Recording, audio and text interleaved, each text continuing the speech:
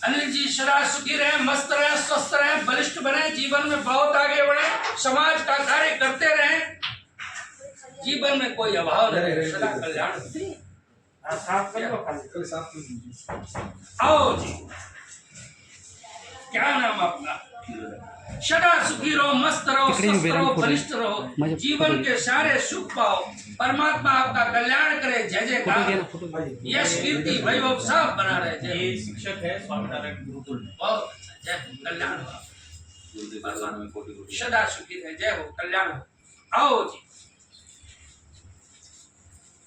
ये रोहित भाई हैं, इनका सलून का बिजनेस है। बहुत अच्छा, परमात्मा कल्याण करे, जीवन में बहुत आगे बढ़े, मनोवांछित फल परमात्मा दे, मुस्कुराते रहो, दीर्घायु बनो, जय जयकार हो, कल्याण हो आपका, सदा सुखी रहो, मस्त रहो, स्वस्थ रहो, बलिष्ठ बनो। आओ पंकज भाई सोनी है, इनका पता गांव में सोनी का। सदा सुखी रहो, व्यापार में वृद्धि मिले, जय जयकार हो, यश कीर्ति वैभव मिले, वंश की वृद्धि हो, सदा आपका कल्याण, जय जयकार। आओ श्रीफल की कॉपी करो, अपने हाथ में रख लो, हम उसी में और रखते हैं। रुपये से आपका सदा कल्याण हो, जय जयकार हो, जीवन में बहुत आगे बढ़े, व्यापार में वृद्धि हो, वंश की वृद्धि हो, सुपौत्र वधु आए, जय जयकार।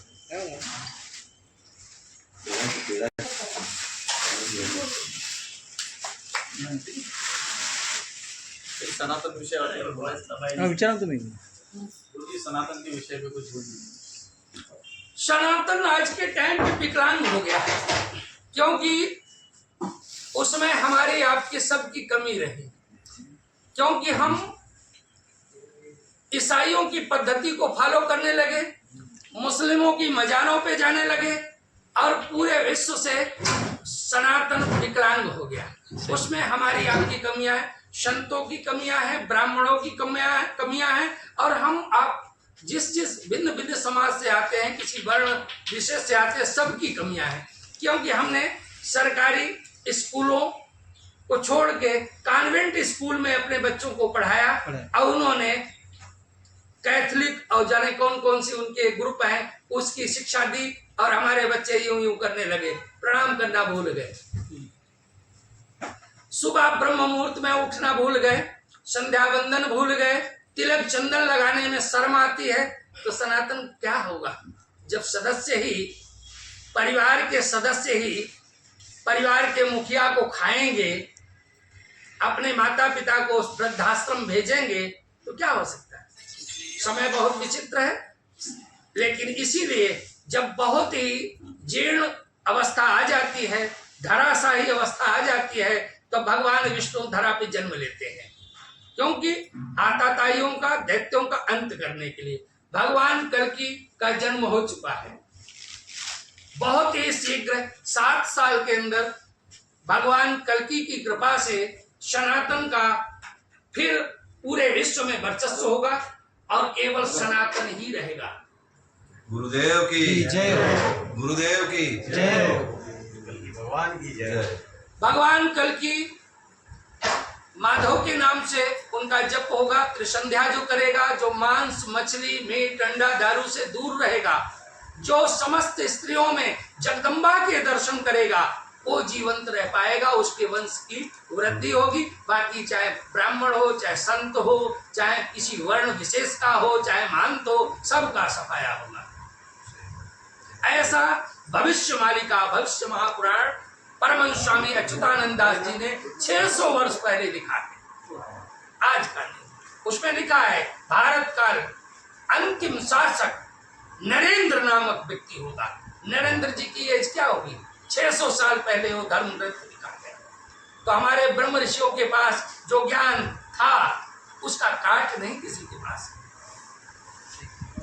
तो दोबारा सनातन का वर्चस्व होगा। समय 2032 के बाद सतयुग का शुभारंभ होने वाला है, कचरा सब साफ हो जाएगा, 32 करोड़ पब्लिक केवल भारत में बचेगी, 32 करोड़ पब्लिक पूरे विश्व में रहेगी, 64 करोड़ जनसंख्या मात्र बचेगी पूरे वर्ल्ड में, सारा कचरा साफ। जैसे केदारनाथ का नाम सुना होगा, अचानक जल प्रलय के माध्यम से पूरा क्षेत्र साफ हो गया, न तो शिवलिंग को जुकाम हुआ, न नंदी को कोई क्षति हुई, और सारे गेस्ट हाउस जितना भी क्षेत्र डेवलप हुआ था सब जल प्रलय के अंदर समा गया। अब खंड प्रलय का समय शुरुआत हो चुकी, विश्व युद्ध का समय की शुभारंभ हो चुका है। अब ये 2032 तक दबा के चलेगा। हमारे आपके लिए बहुत अच्छा समय है। 7 साल में जितनी तपस्या करोगे उसका अनंत गुना फल प्राप्त होगा। नहीं करोगे तो जो गति दैत्यों की होगी वही उसकी। जय हो। बोलो सनातन धर्म की जय हो। विश्व का कल्याण हो, गौ माता की रक्षा हो, ब्राह्मणों का हित हो। हम आप सब सहयोग दें सृष्टि का कल्याण के लिए। हम आप हर वर्ष कम से कम 3 पीपल, 3 बट वृक्ष, 3 नीम, 3 फलदार वृक्ष लगाएं, उनका पालन पोषण करें ताकि धरा पर ऑक्सीजन की भरमार मात्रा बनी रहे। और यज्ञ की ट्रेनिंग लो अपने श्रेष्ठ गुरुओं से, संतों से, महात्माओं से। यज्ञ करो। यज्ञ से निकलने वाला धुआं लाखों टन कार्बन डाइऑक्साइड को ऑक्सीजन में कन्वर्ट करता है। ऐसा नासा के वैज्ञानिकों ने रिसर्च करके गूगल पे डाला है। क्योंकि गाय के गोबर पे गाय का घृत जलाने से जो धुआं निकलता है वो लाखों टन कार्बन डाइऑक्साइड को ऑक्सीजन में बदलता है। जैसे 100 किलो दूध में 1 केजी दही डाल दो, सब दही बन जाता है। तो यज्ञ का धुआं कार्बन डाइऑक्साइड को ऑक्सीजन में बदलता है। यज्ञ करो, भजन करो, संध्या करो, मस्त रहो।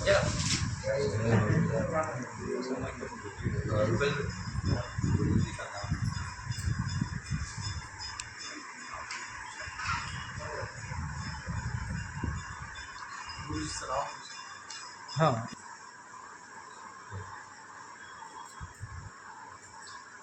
मुझे इस शरीर का नाम मेरे माता पिता ने राम शिव तिवारी, शांडिल्य गोत्र है मेरा, ब्राह्मण वर्ण में जन्म लिया।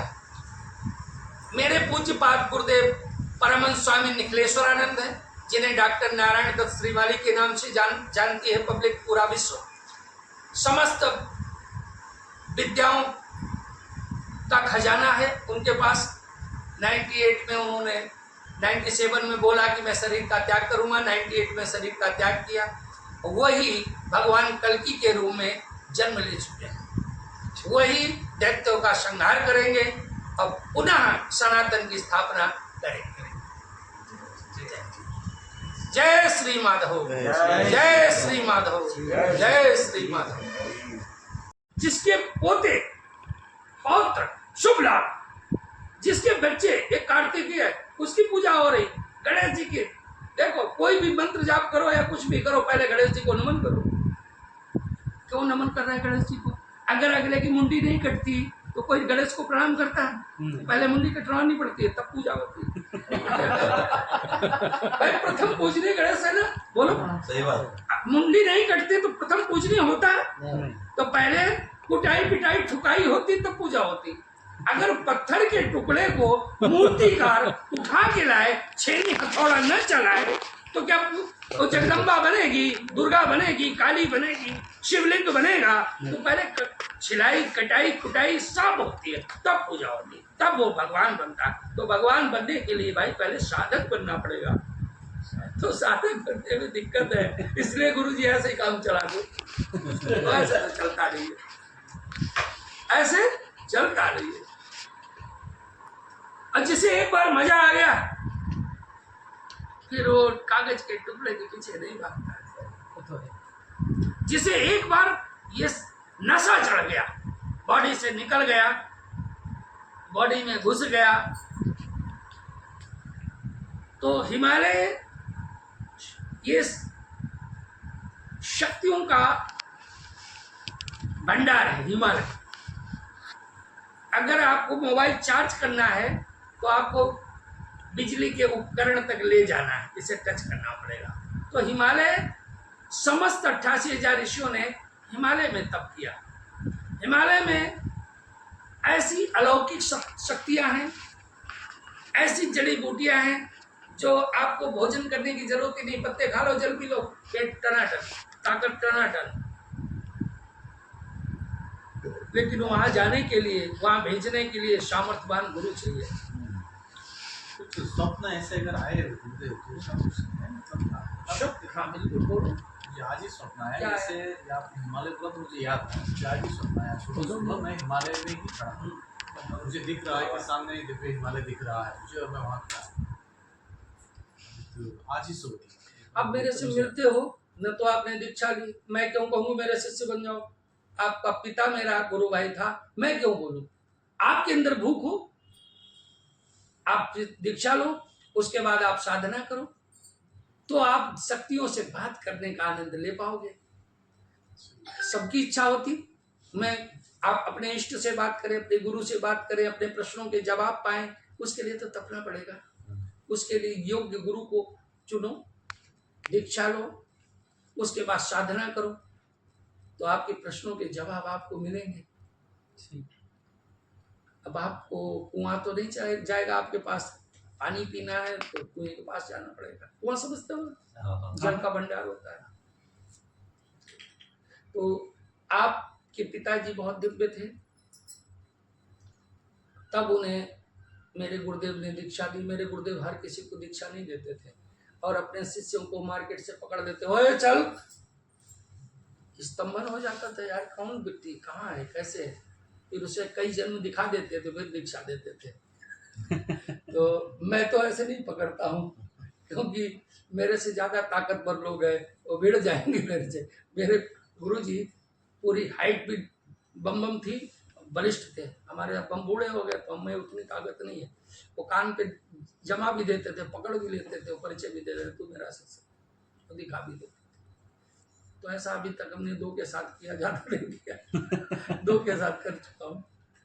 अहमदाबाद वाला संजय, वो ऐसे कूट पीट के दीक्षा दी थी उसने। एक और है, एक त्रिपुरारी सिंगर दरबार है, वो अभी हिमालय में है। तो आप पहले से एक योगी हैं, और जब किसी के जीवन में कष्ट आते हैं तो लोग हताश होकर फेल हो जाते हैं। कष्ट ही परिवर्तन का समय होता है। जब तक कष्ट नहीं होंगे तब तक किसी योग्य पुरुष के पास आप जाएंगे नहीं। वो आपका सूर्योदय का समय होता है, नए उत्थान का समय होता है, लेकिन वहां पे आप आदमी टूट जाता है तो बिखर जाता है। अगर हमें आपको ठोकर न लगे तो हम आप नीचे देख के चलेंगे, जो नीचे देख के नहीं चलेंगे तो कहीं भी गटर में कुएं में गिरेंगे। सही है। तो ठोकर हमें नीचे देखने के लिए लगती है। हमारे जीवन में कष्ट आता है तो इसलिए आता है कि आप स्वयं को जानो, तुम हो कौन। अधिकतर आपने लोगों के मुख से सुना होगा, मैं तुम्हें जानता हूं, लेकिन उससे पूछो क्या तुम खुद को जानते हो? जो खुद को नहीं जानता दूसरे कैसे जानते? सही। तो गुरु प्राप्ति का मतलब है स्वयं को जानना। जब आप स्वयं को जान जाओगे, स्वयं का परिचय हो जाएगा, तो आप आगे बढ़ जाओगे। जब तक आपको स्वयं का परिचय नहीं पता, हम कौन हैं, हम किस लिए आए हैं, हमारा जीवन का लक्ष्य क्या है, तब वो एक अच्छा साधक बन सकता है।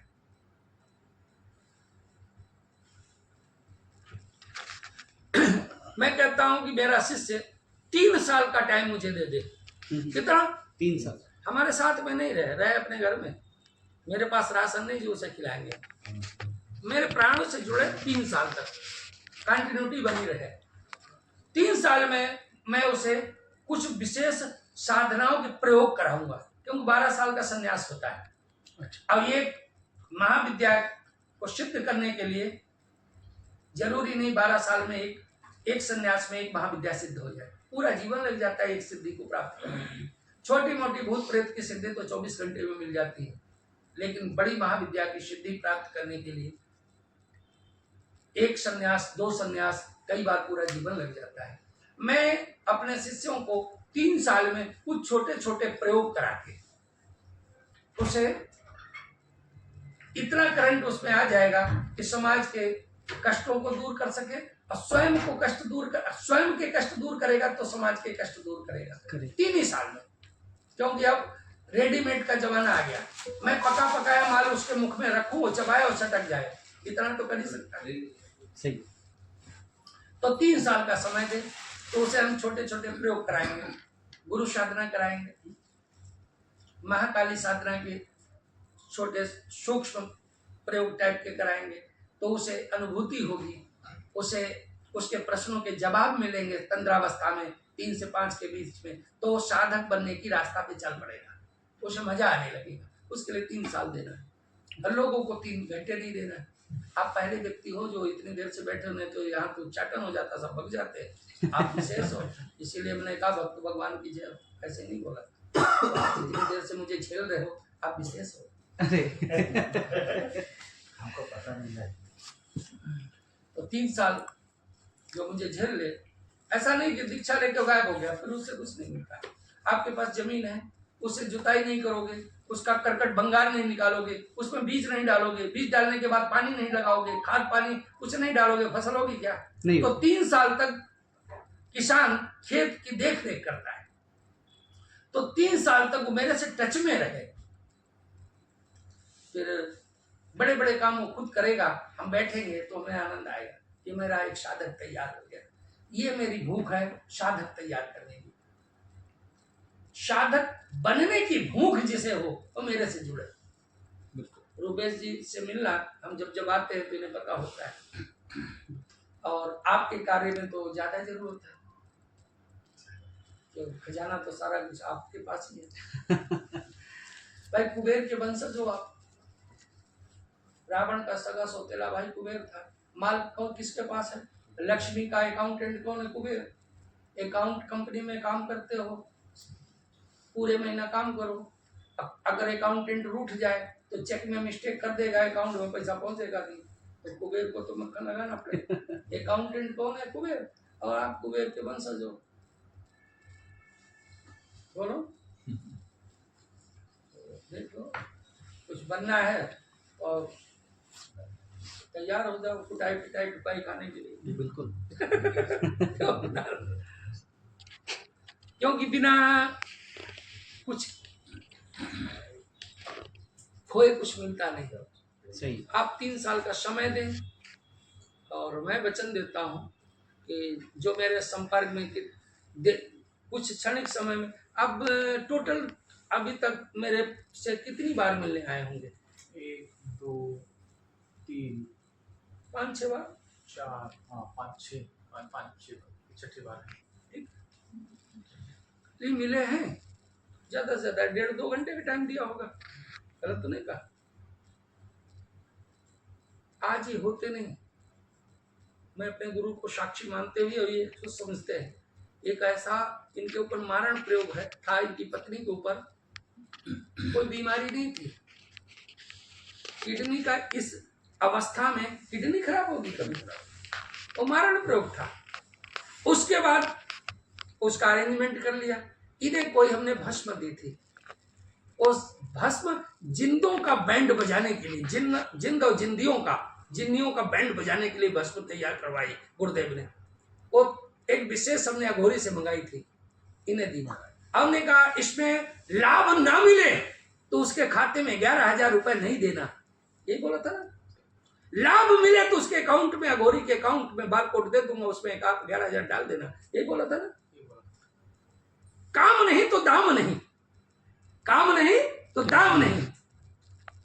और उसके बाद उस बिटिया का ऑपरेशन बढ़िया विधिवत हो गया, सही।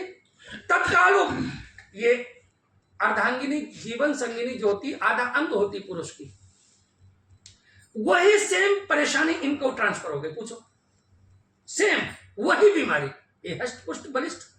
तो ये साबित होता है वो बीमारी नहीं थी, वो मारण प्रयोग था। एक मारण प्रयोग होता है जो 4.5 घंटे में दफा व्यक्ति को, एक होता है उसके टाइम लिमिट बांधी जाती, जैसे पर कोई भी बम होता है, क्या बोलते हैं, टाइम बम, उसकी टाइमिंग सेट की जाती है। तो उस टाइमिंग सेट थी, तो उसने सोचा कि अब यहाँ तो उस बिटिया को अपने वो भस्म शायद में खाने के लिए बोला था, पूरे घर में, पूरे घर को खिलाओ।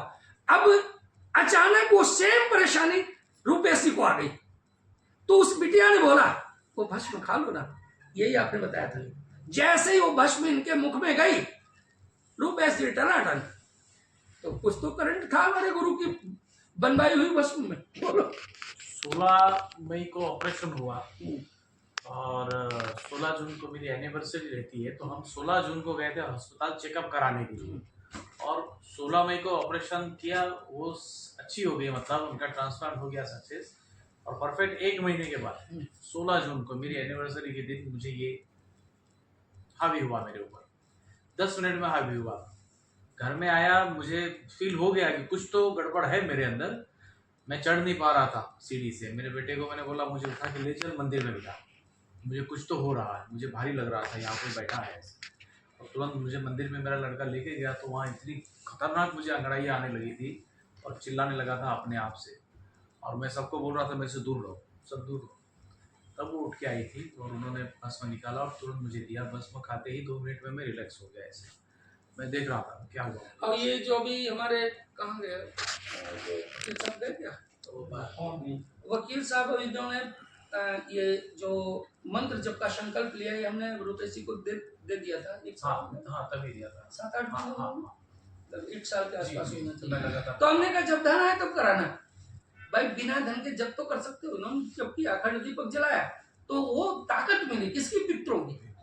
पेड़ लगवाए थे, पेड़ लगवाए थे, पितरों को बैठने के लिए पेड़ लगवा दिए, तो वो ताकत मिली। गुप्ता जी समझ रहे हो, ये देखो सौभाग्य की बात हम बोलेंगे तो हो सकता है फेंक रहा हूं मैं, तो ये प्रमाण है कि संकल्प मात्र से इतना लाभ मिला। अब जब यज्ञ करोगे तो कितना लाभ मिलेगा। अभी तो खाली बिठाया है, आप अपने फूफा को, मामा को, साले को, साड़ू को, जीजा को बुलाओ, क्या हो जी बैठो, तो खाली अभी पेड़ों पे बिठाई तो है। अभी जलपान तो कराए नहीं, भोजन तो कराए नहीं, यज्ञ के माध्यम से तृप्ति मिलती, अभी वो तो बाकी है। जब वो मिलेगा तो कितना लाभ होगा, अभी खाली बिठाने में इतना लाभ मिला। सही है। तो अभी सुरक्षा है कि ये खिलाएगा मुझे, ऐसा उनका भाव। तो 6 बार हमें रुपेश जी मिले, 6 बार में ये लाभ मिला। अब आप लगातार 3 साल तक मेरे टच में रहोगे, हफ्ते में एक कॉल कर लो, मार्गदर्शन मांगोगे तो हम देंगे। तो कितना करंट आएगा, मात्र 6 बार रुपेश जी मिले तो इतना लाभ मिला। अब आप अगर 6 साल दे दो, 3 साल दे दो, क्या लाभ मिलेगा। हमारे पास से कुछ जाने वाला नहीं, अपन तो समुद्र है, माल की कमी नहीं अपने पास, क्योंकि जितना हम देते हैं आगे उतना गुरुदेव हमारे ट्रांसफर कर देते हैं, क्योंकि हम अपने लिए आए नहीं। मेरी भूख है जिसलिए मैं इस पृथ्वी पे आया हूँ, हमें साधक तैयार करने। और ये इसीलिए अगर शरीर छोड़ के जाऊंगा तो वहां धक्का देके सिद्धाश्रम से फिर भगाया जाऊंगा कि तू वहां जा, तो वहां टिकने को दिया नहीं जाएगा। तो अभी हमारे गुरु भाई शास्त्री जी पूरे हो गए, हमने शायद फोटो भेजी थी आपके पास, तो हुआ क्या, उन्होंने कहा स्वामी जी पिंड तैयार है, गुरुदेव वहां रहने नहीं देंगे, फिर आना है। तो हमारी सबकी ड्यूटी पृथ्वी के कल्याण के लिए, सृष्टि के कल्याण के लिए ऋषि महर्षियों की ड्यूटी होती है, हम ड्यूटी दे रहे हैं। तो वहां भी शरीर छोड़ के भी जाएंगे तो वहां धक्का देके ही भगाया जाएगा कि हाँ मुझे लेने के लिए वहां नहीं मिल रहा। ये ड्यूटी है कि मैं साधन तैयार करूं, जो विद्याएं मेरे पास है उन्हें ट्रांसफर करूं, वो भविष्य में समाज के काम आए। और लपेट के साड़ी ले जाऊंगा तो फिर आने का फायदा क्या। वो सही लेने की भूख नहीं, किसको दे दे किसको, भूख तो सामने वाले के अंदर। बोलो धर्मेश जी, धर्मेंद्र जी। लेकिन गुरु जी वो भूख लगने की तो टिकड़ी आती है ना, ऐसे कोई टिकड़ी है ना, इसीलिए तो सत्संग ही उसकी टिकड़ी है, उसकी टैबलेट सत्संग है। जैसे अभी आप भी सोचोगे, जैसे वो भस्म गुरु जी ने बना के रुपेश जी को दी, यार वो बनाने का ढंग मुझे आ जाए, तो मेरे संपर्क में आओगे तभी तो आपसे बनवाऊंगा, तो आपको पता चल जाएगा इसमें इतना करंट है। तो ये करंट वो आप लोगों से भिन्न भिन्न औषधि, अस्थमा का इलाज नहीं कहीं है, नहीं। अस्थमा का औषधि हिमालय में जब रहा तपोवन में तो गुरुदेव ने सिखाया कौन कौन सी भस्म। तो आप टच में आओगे तो आपसे औषधि तैयार करूंगा, अस्थमा का रोगी हो उसे दे दो और टनाटन। तो ऐसी ये चीजें हैं, तो बन पाएगा भीतर, या तो मैं यज्ञ करूं, संकल्प दूं, या तो भस्म तैयार करूं। तो उसके लिए टीम होनी चाहिए।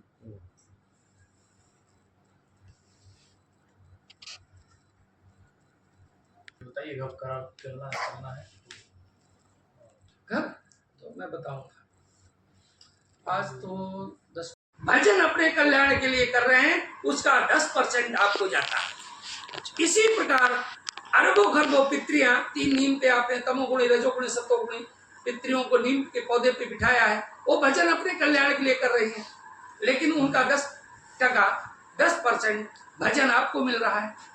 इसी प्रकार ब्रह्म के पितरों के पितरियों के मित्रगण 3 फलदार वृक्ष आपने लगाए, वो बैठे हैं अपने कल्याण के लिए, लेकिन आसन रूपी वृक्ष पौधा आपने लगाया है तो उसका 10% आपको मिलेगा, 10% मिलेगा। तो सोचो, आप 3 संध्या वंदन करते हुए आधा घंटा 1 घंटा सुबह, आधा घंटा दोपहर, 1 घंटा शाम को, अब वो 24 आवर्स कई 100 खरब ये दिव्य आत्माएं भजन अपने कल्याण के लिए कर रहे हैं और उसका 10% आपको पुण्य मिल रहा है, तो आप कितने तपोनिष्ठ हो गए, बोलो सही।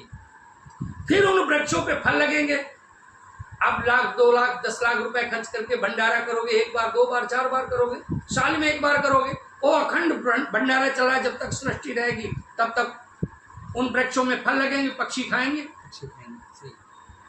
अब पक्षी खाने के बाद मल त्याग करेंगे, तो उनसे 12 आपने झाड़ लगाए, पौधे लगाए, वृक्ष लगाए, 1200 12,000 12 लाख हो जाएंगे, तो साइकिल चलता रहेगा।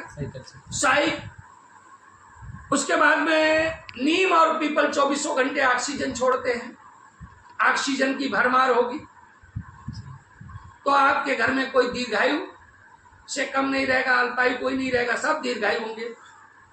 वृक्षों से बहुत सारी औषधियां प्राप्त होती हैं तो आपके घर में आरोग्यता होगी। वृक्षों के द्वारा बारिश होती तो आदिशक्ति जगत जननी जगदम्बा जो पृथ्वी है वो तृप्त होती, संतुष्ट होती है, तो पराशक्ति की कृपा के पात्र बनेंगे। वृक्षों में पक्षी अपना घर बना के रहते हैं, सही। तो आप बेघर नहीं कभी होंगे। इस कार्य करने के बाद आपके अनंत पीढ़ी आने के बाद आपकी पीढ़ियों में पितृ दोष नहीं लगेगा। तो ये एक बार काम कराने के बाद में युगों युगों तक, जब तक सृष्टि रहेगी तब तक पुण्य का प्रताप RTGS के द्वारा जाता ही रहेगा, ब्रेक नहीं लगने वाला।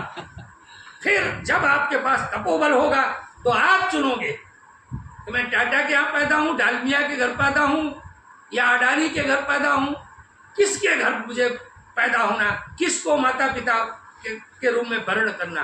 आपके पास तपोबल है तो वर्ण आप करोगे। जैसे आपके पास अरबों रुपए है, किसी मॉल में जाओ, शॉपिंग सेंटर में जाओ, तो आप रेट पूछोगे, कपड़ा दे दो, ये दे दो, इसका ये, अरे पैसा फेंको, अकाउंटेंट पैसा पे कर रहा है, पसंद की चीज ले लो। तो जिसके पास तपोधन है उसका वर्चस्व है। तो ये छोटा सा प्रयोग है, 2.5-3 लाख रुपए की सामग्री आती है, 3 रात्रि का एक होता है, लेकिन इसके लाभ अनंत गुण। कहीं से तो हटा कर, अब हमें पैसा नहीं चाहिए, तुझे ठोक देता हूँ, पैसा नहीं चाहिए, वो आपके चरण चुमेगा, 10 मिनट में कहेगा नहीं बस 10 मिनट टाइम दो, कहीं से अरेंजमेंट करके पैसा आ जाएगा। तो तंत्र का मतलब देवताओं का हाथ जोड़ के गिड़गिड़ाओ, देवता कुछ देने वाले नहीं। देवताओं को नचाने का काम जानते हो तो ब्राह्मण हो, तो गुरु हो, नहीं तो गुरु बंटा लो। मंत्र से देवता नाचते हैं। अगर किसी के पास मंत्र है तो देवताओं को नचाएगा, बंधे हुए काम को काट के खोलेगा, जो चीज की जरूरत है वो चीज मिलेगी। जितना मैं तालमेल बिठाऊं उतना सामने वाला बिठाए, काम हो जाएगा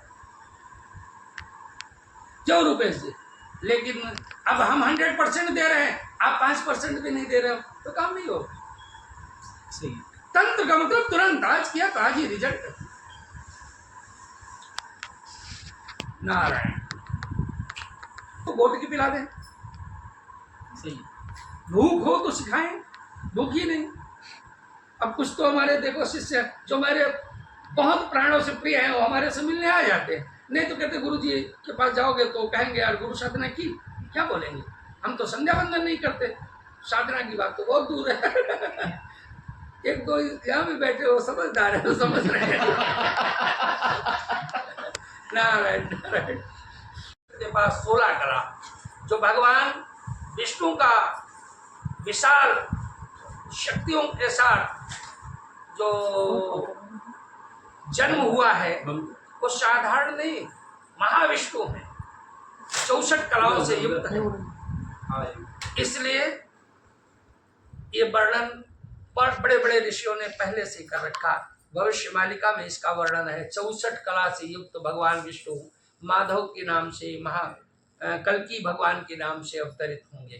तो हो गए, वही हमारे सनातन की रक्षा के लिए आ गए हैं। अब हम सब सनातनी जोश के साथ, होश के साथ नित्य संध्या वंदन करें, यज्ञ करें, भक्ति भाव से यज्ञ के साथ साथ गौ सेवा करें, और जो आचार विचार संस्कार रखते हैं उनके साथ बैठ के सत्संग करें। क्या हमारे आपके लिए हितकर है, क्या हमारे और हमारे परिवार के लिए दुखदाई है, उसका त्याग करें। सही। हमारे पिताजी से हमने सुना था गुरुदेव के बारे में कि उनके पास सिद्धि थी सह शरीर अदृश्य होना और कहीं दूसरी जगह प्रकट होना। उनके हमारे बहुत सारे गुरु भाई हैं, मेरे सारे बहुत सारे गुरु भाई हैं। सदगुरु से कहते हैं जो शिष्य को सोते हुए जगा दे उठ, जप नहीं करता। सत्शरीर तो कोई भी बोल देता है, बोलो। हमारा शिष्य कोने में बैठा देखो पीछे, कष्ट पुष्ट बलिष्ठ, जप नहीं करता था।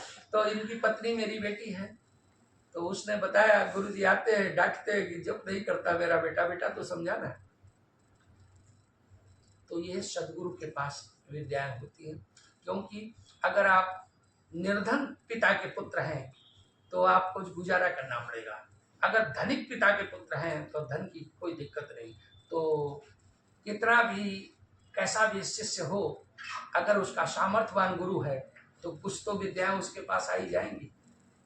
जो समीप रहेगा, जो समीप नहीं रहेगा तो नहीं। तो मेरे शिष्य को पता है गुरुजी ऐसे ही बोलते हैं, सब 3 से 5 बजे आके भी बोलते हैं, यार छोड़ने वाले नहीं है। तो बॉडी से निकलना, बॉडी में घुसना, जिसे आ गया उसे परमहंस कहते हैं।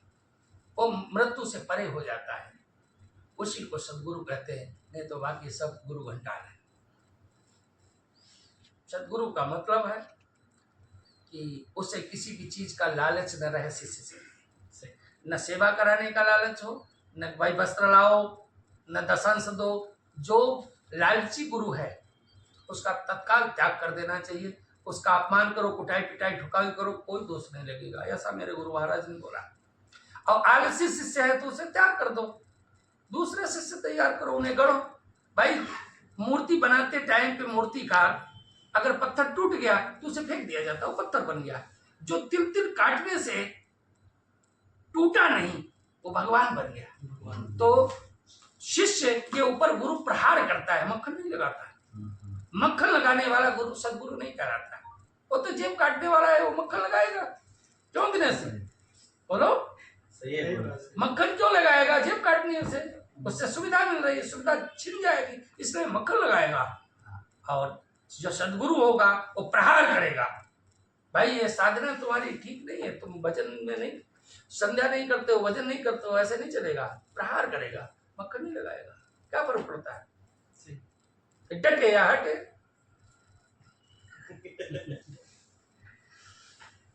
धर्मेंद्र जी सुबह सबसे पहले आप ही आए थे। सुबह से मैंने क्या खाया, क्या खिलाया तुमने? परेशान कर दिया। काहे परेशान? मस्ती पूरी है। एक गिलास जूस पिया था हमने, और रह जाए और हार्ड वर्क करता रहे, वो सदगुरु है, या सदगुरु की कृपा उसमें, बिना किसी स्वार्थ के कार्य करे, वो सदगुरु, वो ब्राह्मण, वो संत। भीख मांगने वाले संत नहीं है। उसमें करंट होता तो भीख क्यों मांगते? 5 प्रकार के संत हैं जो मार्केट में हर जगह। मैं सबको नमन करता हूँ, असली वालों को, नकली वालों को।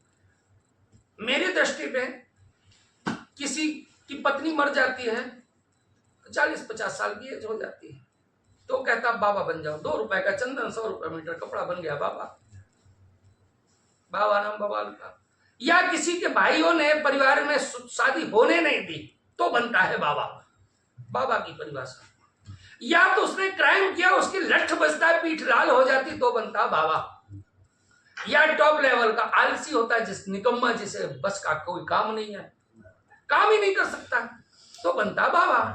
4 ब्रांड, 5वां ब्रांड जिसमें चारों लक्षण होते हैं और ज्यादा खतरनाक होता है। वो क्रिमिनल भी होता है, आलसी भी होता है, डकैत भी होता है। वो बनता 5 ब्रांड के बाबा है।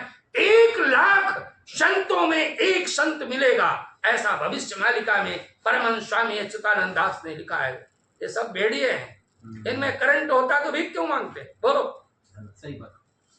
आपके अंदर करंट है तो समाज का कल्याण करो, योग्य शिष्य बनाओ, विद्या के द्वारा समाज के भूत प्रेत बाधाओं से मुक्त करो समाज को। धनहीन है उसे ऐश्वर्यवान बनाओ। व्यापार किसी का बंधा है तो व्यापार का बंधन काटो, उसका व्यापार बम बम चले तो विद्या होगी तब तो होगा। सही। तुम रजाई में घुसे रहोगे ठंड में, अब दिन में सोओगे, रात को सोओगे, सुल्फा का टक्कर लगाओगे, खंबा पियोगे, तो विद्या कहां से आएगी? फिर तो भीखी मांगनी पड़ेगी। बोलो, सही है। नारायण हरि। जय श्री माधव, जय श्री माधव। जय श्री माधव। गुरुदेव की जय हो। उपस्थित सभी भक्त भगवान की जय हो। आप सभी भक्त हो। भक्त सबसे बड़ा होता है, भक्त सबसे बड़ा होता है। एक बार की बात है, भगवान विष्णु से नारद ने पूछा कि सबसे बड़ा कौन है? तो उन्होंने कहा सबसे बड़ी पृथ्वी है। कहा ठीक है, बिल्कुल सही कहा, पृथ्वी है। कहा नहीं नारद, पृथ्वी से भी कोई बड़ा है। कहा वो कौन है? कहा शेषनाग। उन्होंने सिर पे धारण कर रखा है पृथ्वी को। करंट है, बात सही है, शेषनाग बड़ा है। कहा नारद, शेषनाग से भी बड़ा कोई है? अच्छा कौन?